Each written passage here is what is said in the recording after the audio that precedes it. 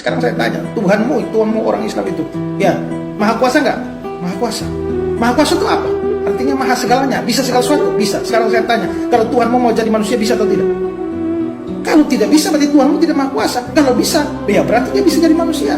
Apa yang susah bagi Allah? Jadi jangan terbalik-balik pikirannya. Orang Kristen tidak anggap manusia dijadikan Tuhan, tapi Tuhan jadi manusia. Camkan itu baik-baik. Nah, sekarang saya tanya, rasional nggak kalau kita katakan sifat Tuhan itu, ya, sifat Tuhan itu dari Sindo nih, sang pencipta. Sifat Tuhan itu mesti berbeda persis dengan makhluk. Nggak boleh sama, ya. Baik dengan manusia misalnya, apalagi di bawah manusia, hewan, tumbuhan, apalagi benda mati.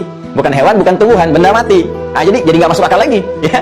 Jadi nggak masuk akal lagi. Ya, jadi kalau kita katakan misalnya kita ingin berkata, ya, Tuhan, Khalik, maka bagaimana menetapkan Tuhan yang benar, Khalik yang benar? Standar yang pertama, tidak boleh ada kesamaan dengan makhluk sedikit pun. Sebab kalau ada yang sama, sedikit saja, maka berpotensi dari makhluk ini bisa dipertuhankan. Jelas ya? Ini standar yang pertama. Nanti kita turunkan ke bawahnya. Ya, jadi kalau kita katakan makhluk berpasangan, Tuhan nggak boleh berpasangan, kan nggak boleh sama, ya kan? Kalau ada makhluk yang kuat, kita lihat kuat, Tuhan harus lebih kuat, ya kan? Nggak boleh sama. Jadi selalu harus ada di atasnya, ya, selalu harus tidak pernah menyerupai atau bahkan mendekatinya, nggak boleh ada, ya kan?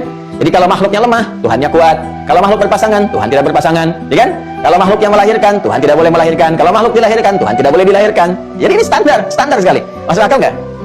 Ya, rasional nggak? Ya, standar yang pertama ini.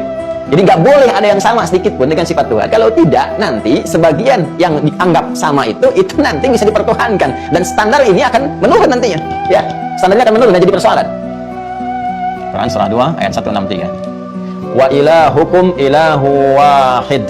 Ya, paling kiri sebelah bawah. Wa ilahukum, dan Tuhan kalian itu yang hak, yang benar, yang memenuhi standar-standar ketuhanan, dan kalian bisa uji, bisa cek, bisa analisis dengan logika kalian, dengan ilmu yang benar, silahkan. Sangat terbuka. Kalau sudah dijelaskan kalian yakin, masuk Islam, beriman, alhamdulillah. Kalau tidak pun nggak ada paksaan, tapi ketika kembali kepada Tuhan yang hak, masing-masing punya konsekuensi. Adil nggak? Ya, hukumnya tidak memaksa, menyampaikan secara rasional, dalilnya ada. Wa ilahukum ilahu wahid.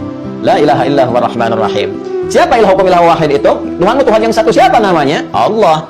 Ya, begitu sudah muncul kalimat Allahnya, ininya kemudian hilang, diganti dengan kalimat yang tegas, ahad. Wallahu ahad. Yang dimaksud ilahu hukum ilahu wahid itu Allah. Itulah yang mengandung dan memiliki makna ahad.